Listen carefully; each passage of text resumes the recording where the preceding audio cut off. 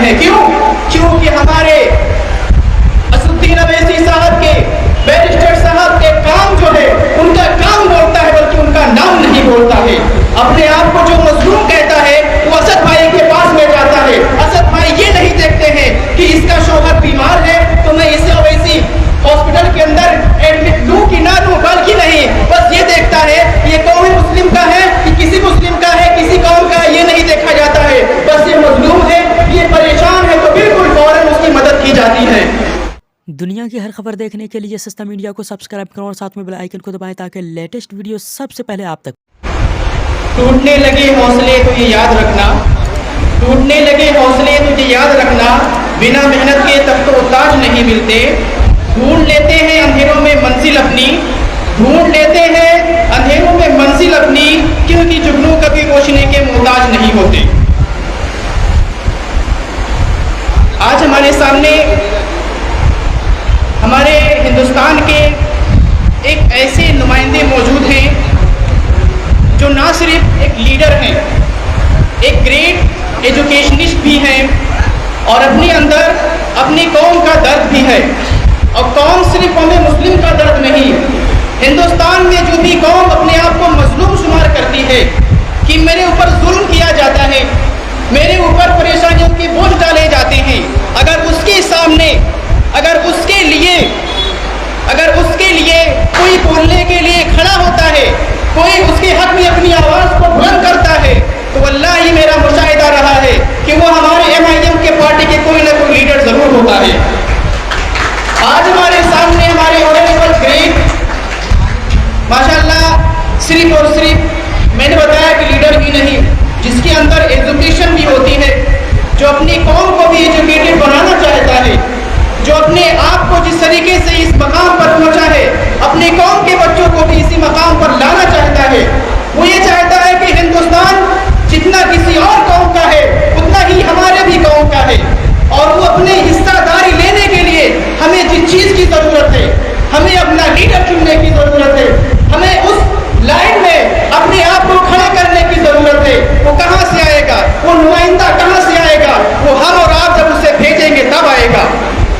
تو میرے پیارے بھائیوں، ہمارے شیخ بشیر صاحب جس طریقے سے ہمارے اس علاقے کی نمائندگی کرنے کے لیے MIM کو لبیک کہا ہے، اس کا پرچم اپنے ہاتھوں میں لیا ہے، اب ہماری ذمہ داری بنتی ہے کہ ہم اپنے آنے والے لیڈر کے لیے بھی اس کے ہر ایک بات پر لبیک کہیں، اور اس کے سامنے وہ جس جگہ پر ہمیں لے جانا چاہتا ہے، اپنی قوم کے بچوں کو اعلیٰ تعلیم دلانا چاہتا ہے، اپنے لوگوں کو نمائندگی کرنے کے لیے اس جگہ پر پہنچانا چاہتا ہے جہاں ہمیں ہمارے سارے مسائل کا حل مل سکے، تو ضرور ہمیں اس کے ہر بات پر لبیک کہنا چاہیے. اور ہم کہیں گے بھی لبیک، ہم حاضر بھی ہیں لبیک. آج MIM کے ساتھ میں صرف اور صرف قوم مسلم نہیں جڑی ہوئی ہے. حیدرآباد کے اندر جب ہمارا جانا ہوا ہے تو ہم نے دارالسلام کے اندر اپنے کئی سارے ایسے اپنے بھائیوں کو بھی دیکھا ہے جو قوم مسلم سے تعلق نہیں رکھتے ہیں، لیکن اسد بھائی کے، اکبر الدین اویسی کے دل و جان سے وہ چاہتے ہیں. کیوں؟ کیونکہ ہمارے اسدالدین اویسی صاحب کے بیرسٹر صاحب کے کام جو ہے ان کا کام بولتا ہے بلکہ ان کا نام نہیں بولتا ہے.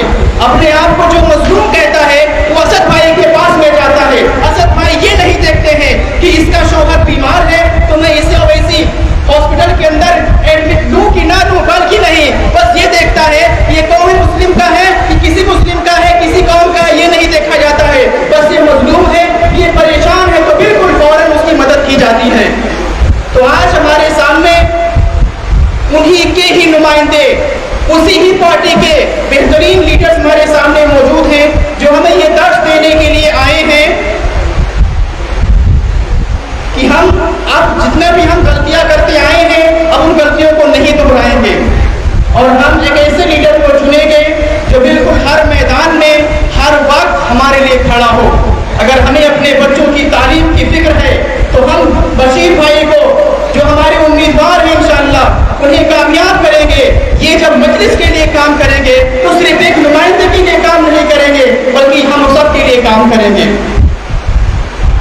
اور مسلمانوں اور دوسرے بھی جو ہمارے بھائی یہاں موجود ہیں، دیکھ देखिए लीडरशिप आज के ज़माने में बहुत ज़रूरत है और हमारी सबसे ज़्यादा कमी जो है वो लीडरशिप की कमी है। अब हमें एक रोशनी की शमع दिखाई गई है, हमें रोशनी की मानिंद एक चराग लाके असद भाई ने दे दिया है। ऑनरेबल ग्रेट असदुद्दीन अवैसी साहब जो एक बैरिस्टर है, एक एजुकेशनिस्ट है, उनकी टीम भी एजुकेशनिस्ट है और जो एजुकेशन में एक्सपर्ट होता है उससे ज़्यादा बेहतर काम कोई नहीं कर सकता। आज हमारे सामने दूसरे लोग मौजूद हैं जो एजुकेशन के नाम पे उनके पास में कुछ नहीं है लेकिन लोगों को बेवकूफ़ बना के उनसे काम ले रहे हैं। लेकिन अब हम एजुकेशन भी हासिल करेंगे और अपना सही नुमाइंदा भी चुनेंगे।